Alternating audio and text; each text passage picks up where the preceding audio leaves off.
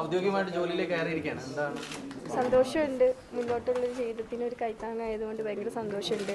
എല്ലാവരോടും നന്ദി പറയാണ്. ഓരോരുത്തരെ എടുത്തു പറയേണ്ട ആവശ്യം വരുന്നില്ല. എല്ലാവരും ഒരേപോലെ തന്നെ എനിക്ക് സഹായിച്ചിട്ടുണ്ട്. അതുകൊണ്ട് എല്ലാവരോടും നന്ദി പറയും. ഇപ്പോൾ മുൻപ് പലപ്പോഴും പ്രതികരിച്ചപ്പോഴൊക്കെ പറഞ്ഞിട്ട് ഒരു ജോലി പ്രധാനപ്പെട്ടതാണ്, പ്രത്യേകിച്ച് കോഴിക്കോട്ടെ ജോലിയിൽ തുടരാൻ കഴിയില്ല എന്നാണ്. എന്തായാലും വളരെ വേഗത്തിലൊരു ഇടപെടലുണ്ടായി, എല്ലാവരും ഒപ്പം നിന്നു അല്ലേ? അതെ, രാജൻ സാർ പറഞ്ഞ പോലെ തന്നെ എനിക്കിപ്പോൾ ഒരു ജോലി ആയതുകൊണ്ട് എല്ലാവരും നല്ല സപ്പോർട്ടിംഗ് ആയിട്ട് നിന്നിട്ടുണ്ട്. മിനിസ്റ്റർ എന്താ പറഞ്ഞത് തൊട്ട് മുന്നേ വിളിച്ചപ്പോൾ?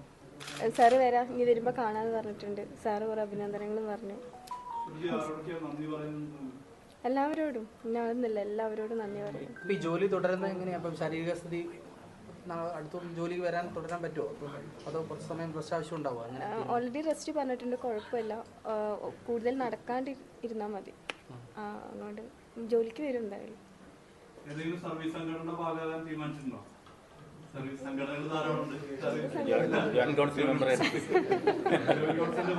അങ്ങനെയൊന്നുമില്ല, അങ്ങനെയൊന്നും. നമ്മൾ പി ജി സെല്ലുണ്ട് ഇവിടെ നമ്മുടെ കളക്ടറേറ്റിലെ. പി ജി സെല്ലിൽ അടിയന്തരമായി പ്രാധാന്യമുള്ള തപാലുകൾ മൊത്തം പോകുന്നത് അവിടെ നിന്നാണ്. എല്ലാ ഡിപ്പാർട്ട്മെന്റിലേക്കും കൈമാറി പോകുന്നത് അവിടെ നിന്ന് തന്നെയാണ്. അപ്പോൾ അതുകൊണ്ട് ആ സെക്ഷനിൽ എത്തിക്കഴിഞ്ഞാൽ എന്തൊക്കെയാണ് നമ്മുടെ വകുപ്പ് മുഖേനയും മറ്റു വകുപ്പുകളിൽ എന്തൊക്കെ നടക്കുന്നതെന്ന് അറിയാൻ പറ്റും. തപാൽ വായിച്ചു കഴിഞ്ഞാൽ തന്നെ നമുക്ക് മനസ്സിലാക്കാൻ പറ്റും. അടിയന്തരമായിട്ട് നമുക്ക് മറ്റുള്ള കാര്യങ്ങൾ ചെയ്യാനും അവിടുന്ന് പറ്റും. ഡിപ്പാർട്ട്മെന്റ് മുഖേന പെട്ടെന്ന് നമ്മൾ റിപ്പോർട്ട് തിരിച്ചു വാങ്ങി കക്ഷികൾക്ക് മറുപടി കൊടുക്കാൻ കഴിയുന്ന സെക്ഷനാണ്.